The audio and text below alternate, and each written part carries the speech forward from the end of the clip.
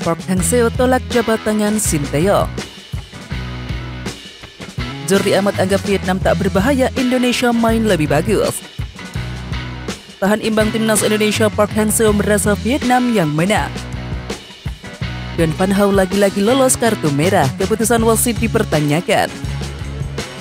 Sinteyong sebut timnas Indonesia tak mental tempel lagi.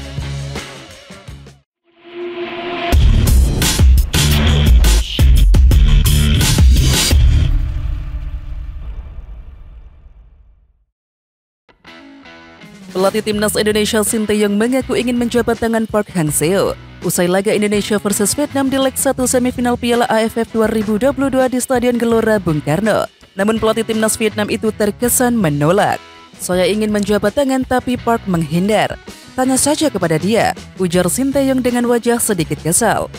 Park Hang-seo sendiri mengakui ada masalah pribadi dengan Sinteyong hingga keduanya tidak bersalaman usai laga Indonesia versus Vietnam. Hal ini terkesan menunjukkan ketidakprofesionalan Park Hang-seo sebagai pelatih.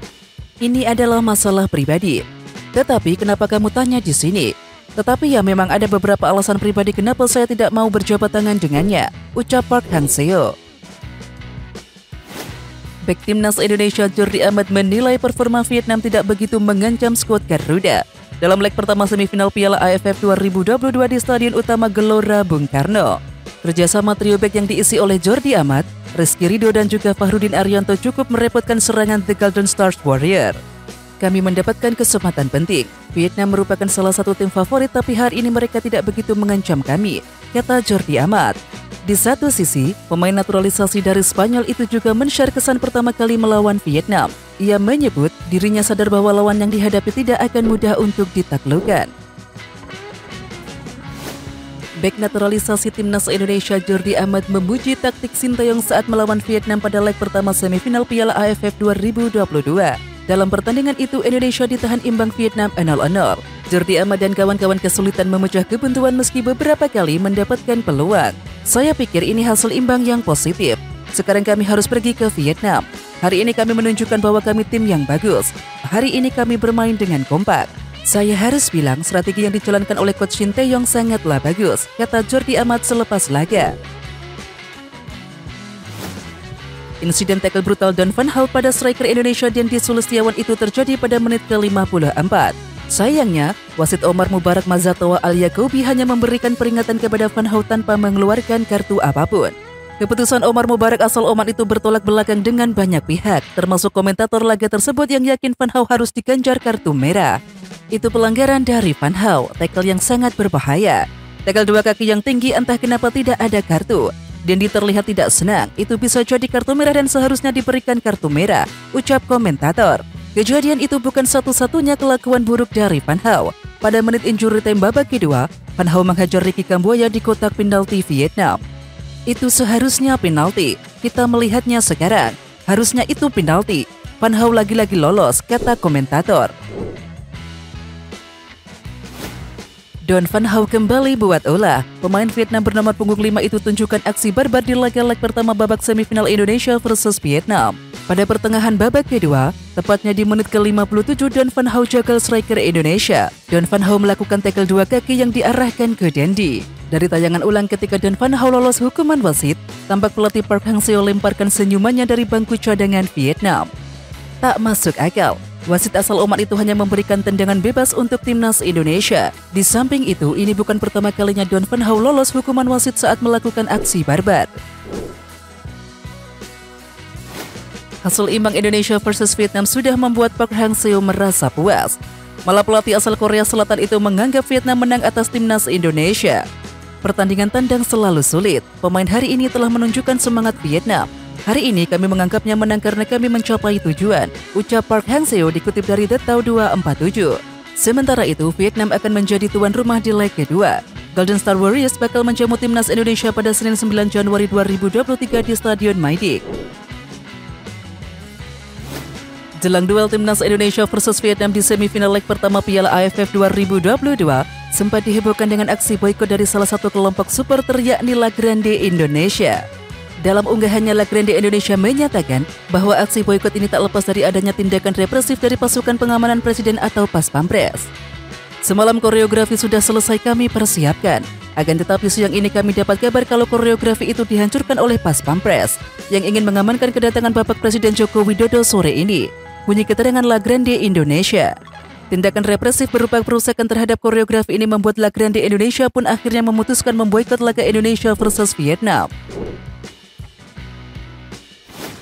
Dikatakan Iriawan, pencopotan bahan koreografi itu hanya sebatas spanduk-spanduk. Dalam kesempatan itu, PSSI memastikan koreografi tidak dilarang dalam mendukung timnas Indonesia. Jadi sebetulnya yang diambil atau diamankan banner yang memang ada tulisan yang kurang pantas. Sehingga kalau koreo tidak ada masalah, ucap Iwan Bule. Iriawan menjelaskan persoalan pencopotan alat koreografi La Grande Indonesia oleh pihak keamanan sudah selesai. Permasalahan juga sudah selesai tadi, sudah didiskusikan. Alhamdulillah tertib, kita bangga melihat supporter kita. Bendera merah putih saja yang dikibarkan, kata Iriawan. Dalam kesempatan itu Iriawan juga berterima kasih kepada supporter yang tidak membawa flare atau suar ke dalam stadion. Menurut Shin Tae-yong, Fahrudin Arianto dan kawan-kawan tak akan gentar di kandang Vietnam. Mentalitas pemain sudah jauh meningkat dibanding saat pertama kali ditanganinya. Masyarakat harus tahu bahwa timnas Indonesia saat ini bukan Indonesia yang dulu. Secara fisik, mental semua berbeda. Tidak perlu khawatir masalah mental pemain meski bermain tandang, ujar Shin Tae-yong.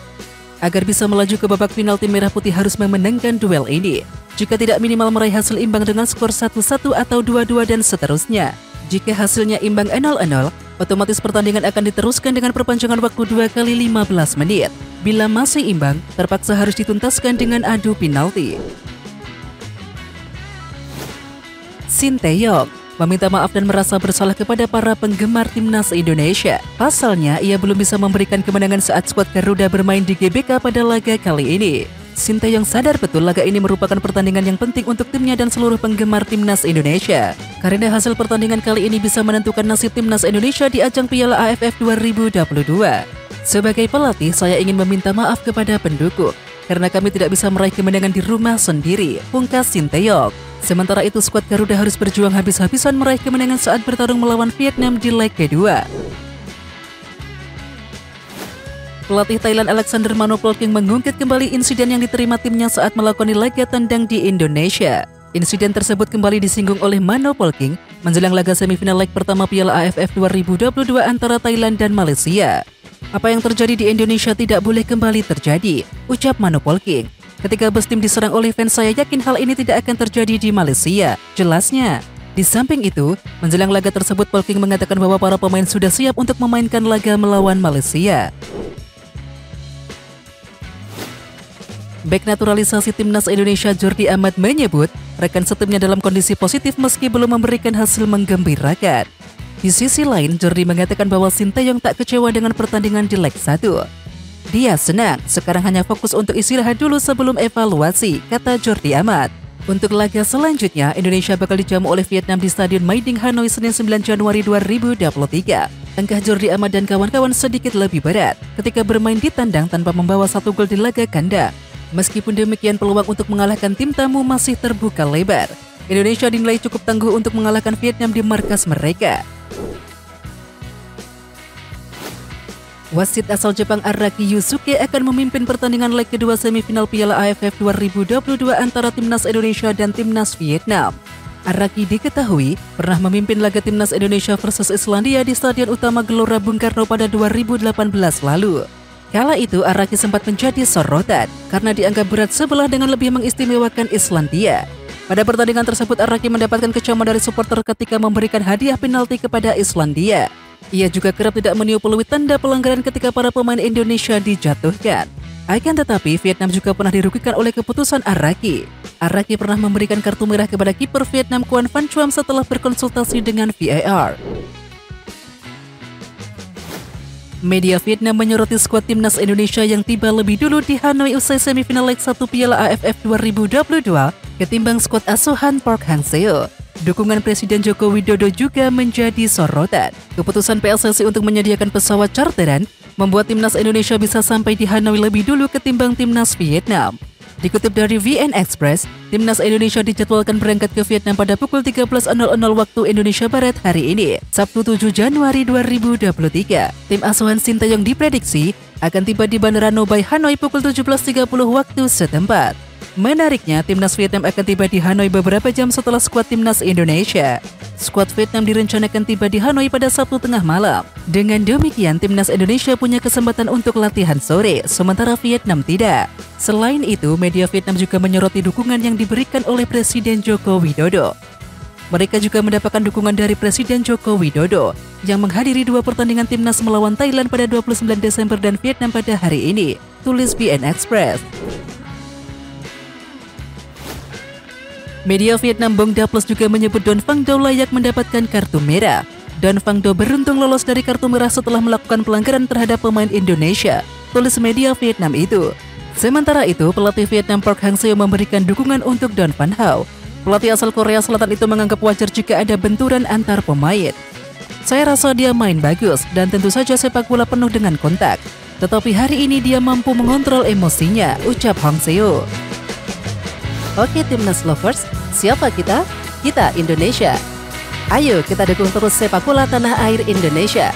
Jangan lupa dukung terus Garuda Raya Channel dengan subscribe, like, dan komen karena saran dan kritik kalian sangat bermanfaat untuk perkembangan channel ini. Tungguin video selanjutnya dari Garuda Raya Channel. Salam olahraga.